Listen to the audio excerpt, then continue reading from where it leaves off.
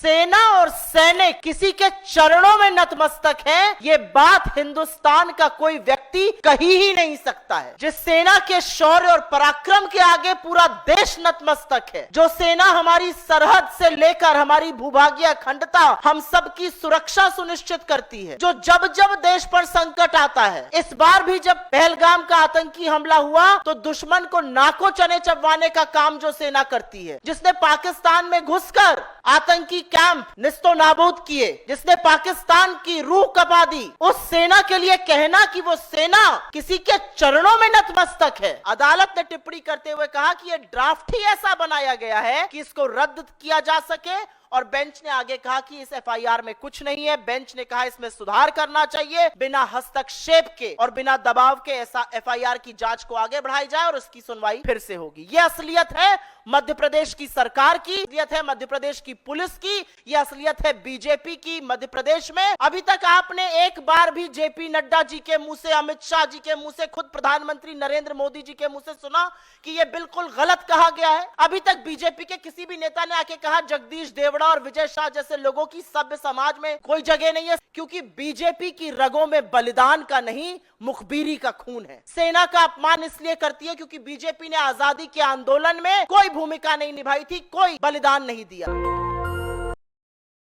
भारत की पूरी सेना और भारत के सैनिक प्रधानमंत्री मोदी के चरणों में नतमस्तक हैं, ये कहना है बीजेपी के मध्य प्रदेश के उप मुख्यमंत्री जगदीश देवड़ा का।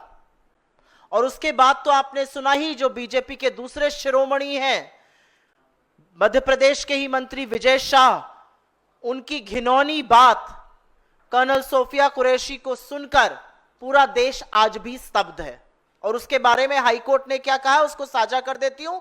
लेकिन सेना और सैनिक किसी के चरणों में नतमस्तक है, यह बात हिंदुस्तान का कोई व्यक्ति कही ही नहीं सकता है। जिस सेना के शौर्य और पराक्रम के आगे पूरा देश नतमस्तक है, जो सेना हमारी सरहद से लेकर हमारी भूभागीय अखंडता, हम सबकी सुरक्षा सुनिश्चित करती है, जो जब जब देश पर संकट आता है, इस बार भी जब पहलगाम का आतंकी हमला हुआ तो दुश्मन को नाकों चने चबवाने का काम जो सेना करती है, जिसने पाकिस्तान में घुसकर आतंकी कैंप निस्तो नाबूद किए, जिसने पाकिस्तान की रूह कपा दी, उस सेना के लिए कहना कि वो सेना किसी के चरणों में नतमस्तक है, ये पाप है। और ये पाप बीजेपी के लोग, बीजेपी के उप मुख्यमंत्री, उनके वरिष्ठ नेता लगातार कर रहे हैं। हमारी सेना ने हर बार दुश्मन को धूल चटाने का काम किया है, और इस बार भी इतनी आक्रामक कार्रवाई की कि पाकिस्तान के पैर कांप गए, उनकी रूह कांप गई। एक ऐसी सेना जिसके लिए इस देश के हर व्यक्ति के मन में सम्मान है, आदर है, और पूरा राष्ट्र कृतज्ञ है कि हम शांति से, हम सुरक्षा से, हम आराम से इसलिए रह पाते हैं क्योंकि हमारे जाबाज सैनिक इस देश की सुरक्षा करते हैं। और वो इस देश की सुरक्षा तपते हुए रेगिस्तान से लेकर हाड़ कांपती हुई ठंड वाले सियाचिन के ग्लेशियर में खड़े होकर करते हैं। और तब हमारा लोकतंत्र, तब हमारी भूभागीय अखंडता, तब हमारा देश सुरक्षित रह सकता है। और ऐसी सेना के लिए जिस व्यक्ति के मन में इतनी दुर्भावना, इतने गंदे विचार हैं, वो व्यक्ति किसी भी पद पर रह ही नहीं सकता है। एक लोकतंत्र में उप मुख्यमंत्री रहना तो विचार के बाहर की बात है। और इस बार माफी मांगने से, इस बार खेद व्यक्त करने से काम नहीं चलेगा। इस बार ऐसे व्यक्ति को बर्खास्त करना पड़ेगा। इस बार बीजेपी मूक दर्शक नहीं बनी रहेगी, इस बार प्रधानमंत्री छुपे नहीं रहेंगे। और अगर आप ऐसे व्यक्ति को बर्खास्त नहीं करते हैं, अगर जगदीश देवड़ा की अभी कुछ घंटों में बर्खास्तगी नहीं होती है, तो यह माना जाएगा कि सेना को अपने चरणों में नतमस्तक करने की बात नरेंद्र मोदी कह रहे हैं, उनकी मौन स्वीकृति है, उनका संरक्षण है, वरना यह बात कहने की हिमाकत और हिम्मत कोई कर ही नहीं सकता है। असलियत यह है कि अभी 48 घंटे नहीं बीते हैं और बीजेपी के ही मध्य प्रदेश के मंत्री विजय शाह ने इस देश की सबसे होनहार, सबसे वीर, सबसे बहादुर सैनिक बेटी सोफिया कुरैशी के बारे में जो कहा वो आपने सुना। वो सुनकर पूरा देश स्तब्ध है। मैं उन शब्दों को दोहराऊंगी नहीं, क्योंकि मैं उस तरह का पतन नहीं करना चाहती हूं इस मंच से। और बीजेपी ने इस आदमी के खिलाफ भी कोई कार्रवाई नहीं की, कोई अनुशासनात्मक कार्रवाई नहीं की गई। बीजेपी और मध्य प्रदेश की सरकार और दिल्ली की केंद्र सरकार हाथ पर हाथ धरे बैठी रही, जब तक कि जबलपुर हाईकोर्ट ने निर्देश नहीं दिया कि एफआईआर हो। और एफआईआर भी बिल्कुल अनमने ढंग से बिना प्रॉपर चार्जेस लगाई की गई, और उसका कच्चा चिट्ठा आज कल हाईकोर्ट की सुनवाई के दौरान बयां हो चुका है। क्योंकि पूरी की पूरी पार्टी और सारी सरकार, केंद्र की भी और मध्य प्रदेश की भी, विजय शाह को बचाने में जुटी हुई थी। अब वो जगदीश देवड़ा को बचाने में जुट जाएगी। असलियत यह है कि मध्य प्रदेश के हाई कोर्ट ने कल सुनवाई के दौरान कहा कि जिस तरह की एफआईआर दर्ज हुई है वो सिर्फ और सिर्फ दिखावा है, और एफआईआर में ऐसा कुछ भी नहीं है जिससे संज्ञेय अपराध दर्शाया जा सके। अदालत ने टिप्पणी करते हुए कहा कि यह ड्राफ्ट ही ऐसा बनाया गया है कि इसको रद्द किया जा सके, और बेंच ने आगे कहा कि इस एफआईआर में कुछ नहीं है। बेंच ने कहा इसमें सुधार करना चाहिए, बिना हस्तक्षेप के और बिना दबाव के ऐसा एफआईआर की जांच को आगे बढ़ाई जाए और उसकी सुनवाई फिर से होगी। यह असलियत है मध्य प्रदेश की सरकार की, यह असलियत है मध्य प्रदेश की पुलिस की, यह असलियत है बीजेपी की मध्य प्रदेश में और बीजेपी की दिल्ली में। अभी तक आपने एक बार भी जेपी नड्डा जी के मुंह से, अमित शाह जी के मुंह से, खुद प्रधानमंत्री नरेंद्र मोदी जी के मुंह से सुना कि यह बिल्कुल गलत कहा गया है? अभी तक बीजेपी के किसी भी नेता ने आके कहा जगदीश देवड़ा और विजय शाह जैसे लोगों की सभ्य समाज में कोई जगह नहीं है, सरकार तो बहुत दूर की बात है। लेकिन एक सवाल उठता है कि हमारे देश में जहां पर सेना का जो सम्मान है वो सर्वोच्च है, जहां पर बार बार पूरा देश कृतज्ञता स्पष्ट करता है, जहां पर जब छुट्टियां कैंसिल हुई और जब सैनिक अपने अपने बेस पे जा रहे थे तो उनको इस देश के आम नागरिक पानी पिला रहे हैं, उनके ऊपर पुष्पों की वर्षा कर रहे हैं। बीजेपी ऐसा क्यों करती है? बार बार ऐसा क्यों करती है? जिस ऑफिसर को देख के इस देश की आधी आबादी और बाकी सब लोगों का सीना गर्व से तन जाता है, उसके लिए इतनी नीच बात क्यों कहते हैं बीजेपी के लोग?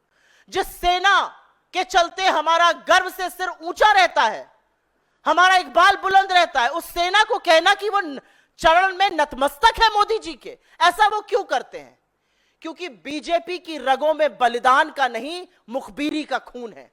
क्योंकि बीजेपी बार बार सेना का अपमान इसलिए करती है क्योंकि बीजेपी ने आजादी के आंदोलन में कोई भूमिका नहीं निभाई थी, कोई बलिदान नहीं दिया था। बीजेपी ऐसा इसलिए करती है क्योंकि उन्होंने मोदी जी से सीखा है। खुद मोदी जी भी तो कहते थे कि एक व्यापारी के अंदर एक सैनिक से ज्यादा साहस है, और आज वही बात उनकी पार्टी और उनके लोग बार बार दोहरा रहे हैं। असलियत तो यह है कि ये वही पार्टी है, ये वही सरकार है जिसने गलवान में हमारे 20 जाबाजों की शहादत के बाद यह कहा कि कोई घुसा हुआ नहीं था। उनके सर्वोच्च बलिदान का चीन से बदला लेना तो बहुत दूर की बात है। मोदी जी ने तो और उनकी सरकार ने तो चीन से इतना व्यापार किया कि $100 बिलियन का ट्रेड डेफिसिट कर डाला, भर भर के चीन को व्यापार दिया।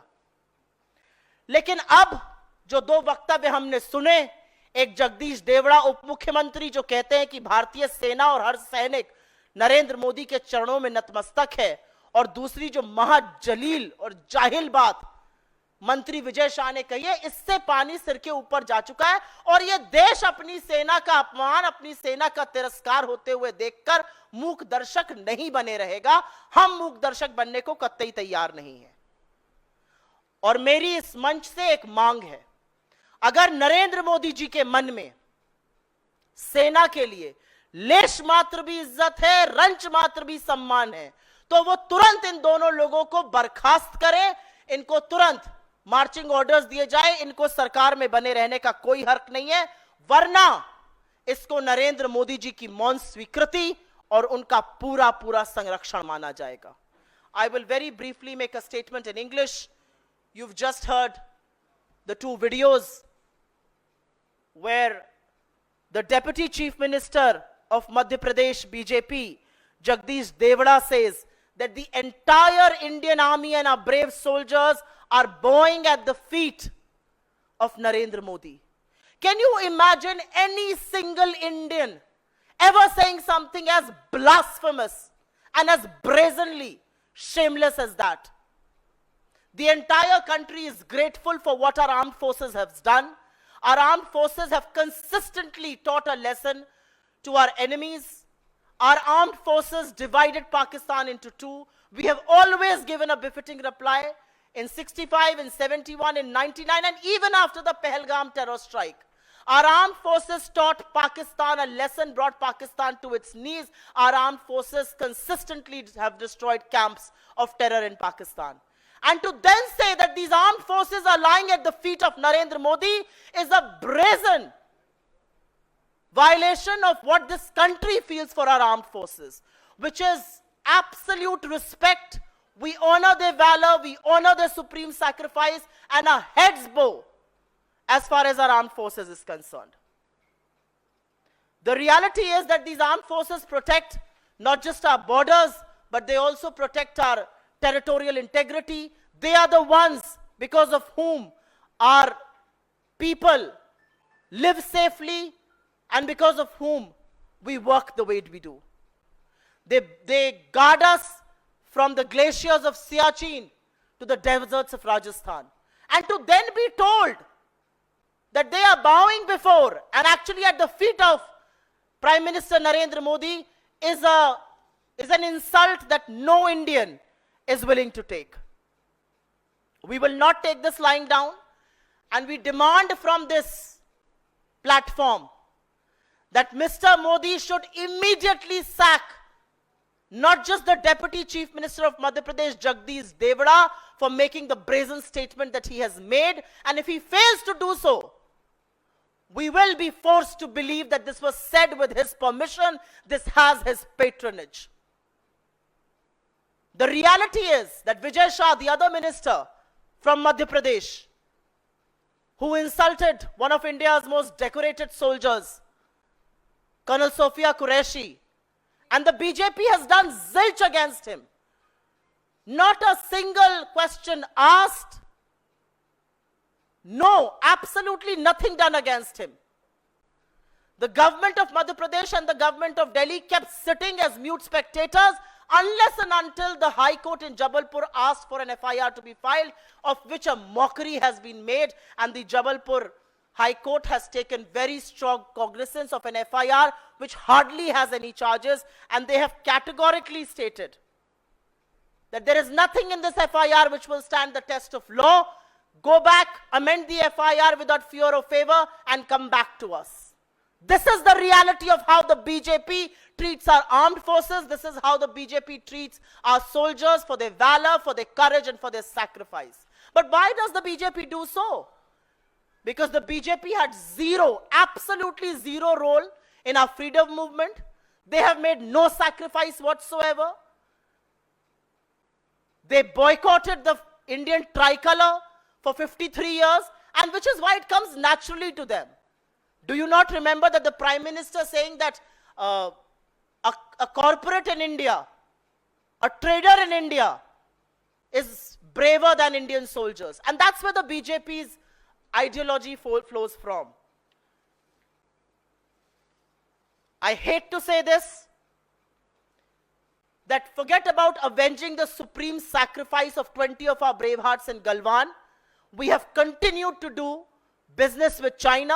Our trade deficit with China stands at $100 billion. And today the question that we want to raise from this platform is, will you allow our armed forces to be demeaned, to be insulted as badly as what the BJP leaders in Madhya Pradesh are doing? The Deputy Chief Minister who says that the armed forces are bowing before the Prime Minister at his feet, and Mr. Vijay Shah who says things about a decorated colonel that I wouldn't want to repeat here. And if these people are not sacked, if these people are not removed from their positions immediately, we will be forced to believe that all of this is being said with the permission and the concurrence of the Prime Minister, and both these people enjoy the supreme political patronage of the BJP, including Narendra Modi.